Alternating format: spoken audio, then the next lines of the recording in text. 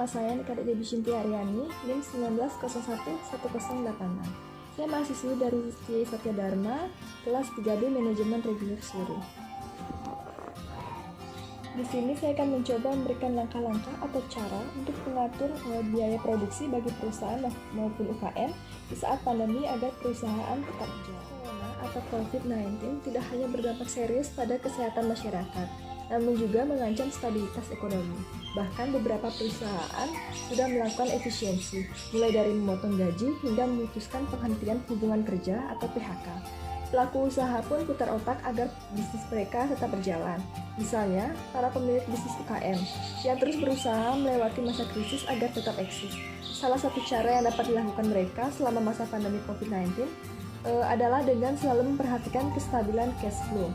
Cash flow atau dikenal dengan arus kas merupakan hal digunakan untuk menunjukkan aliran pemasukan dan pengeluaran pada suatu periode yang telah ditetapkan. Arus kas menjadi hal terpenting dari manajemen keuangan sebuah bisnis yang sedang berkembang.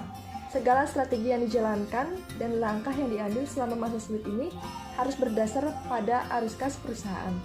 Kendati dalam kondisi saat ini ada beberapa hal yang harus dilakukan untuk bertahan selama COVID-19. Misalnya dengan membentuk tim khusus untuk memastikan perwakilan dari tiap divisi saling berkomunikasi untuk membahas dan menentukan selanjutnya langkah-langkah atau cara yang perlu dilakukan. Yang pertama yaitu cash management.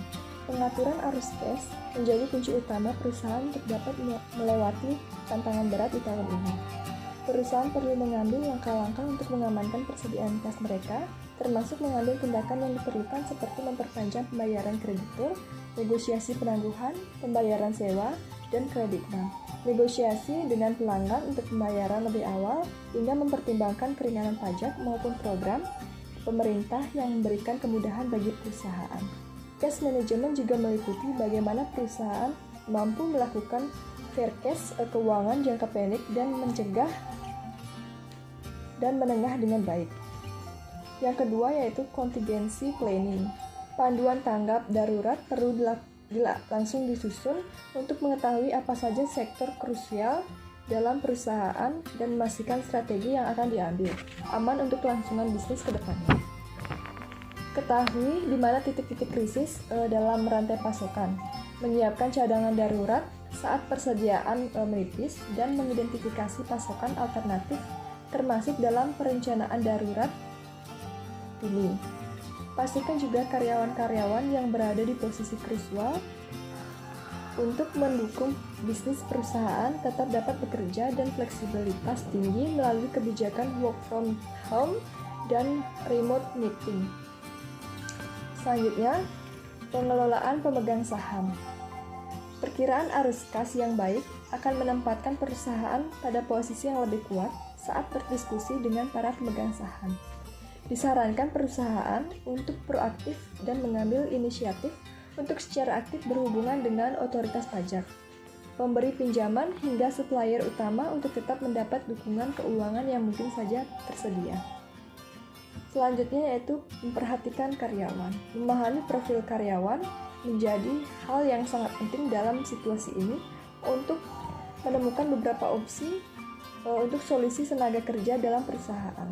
Pada beberapa situasi, pengusaha akan menghadapi posisi sulit antara mempertahankan karyawan atau harus melakukan pengurangan demi kelangsungan bisnis. Kebijakan ini jelas untuk work from home, unpaid leave, hingga kapan karyawan harus dikarantina di kondisi kesehatan tertentu. Perlu disampaikan agar karyawan tahu bagaimana posisi mereka dan dapat menerima pesan dari pimpinan bisnis. Selanjutnya yaitu bentuk tim manajemen krisis. Bentuk tim khusus dan pastikan perwakilan dari tiap divisi saling berkomunikasi untuk membahas dan menentukan prioritas masalah yang dihadapi perusahaan dan mengantisipasi masalah yang dapat muncul ke depannya. Komunikasi sejak dini dan keterbukaan dengan tim dapat membangun sistem komunikasi yang sehat dan menjangkau semua karyawan, baik mereka yang bekerja dari rumah maupun yang masih melakukan pekerjaan di kantor. Komunikasi yang baik juga mengurangi ketidakpastian dan kekhawatiran para karyawan. Selanjutnya yaitu menekan biaya overhead produk. Biaya overhead production mengacu pada seluruh biaya yang Anda keluarkan untuk proses produksi. Umumnya, biaya ini muncul karena adanya pemakaian peralatan dan keperluan produksi yang terlalu berlebihan, seperti listrik, telepon, uang lembur, dan lain sebagainya.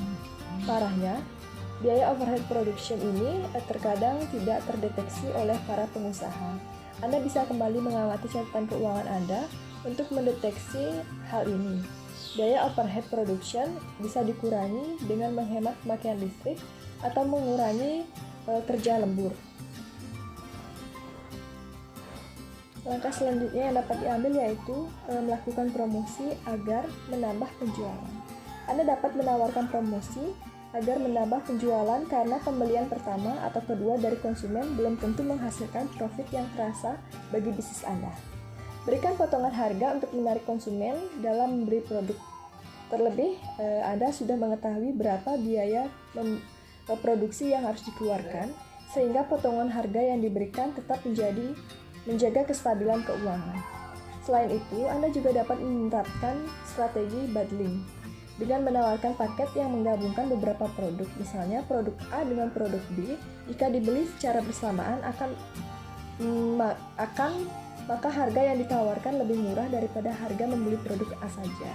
Dengan melakukan promosi seperti ini, konsumen terus terdorong untuk membeli produk Anda selagi Anda sudah memperhitungkannya secara matang. Sekian pemaparan yang bisa saya berikan. Mohon maaf jika ada kata-kata yang salah atau kurang berkenan. Saya tutup dengan Paramasanti. Om Santi, Santi, Santi. Terima kasih.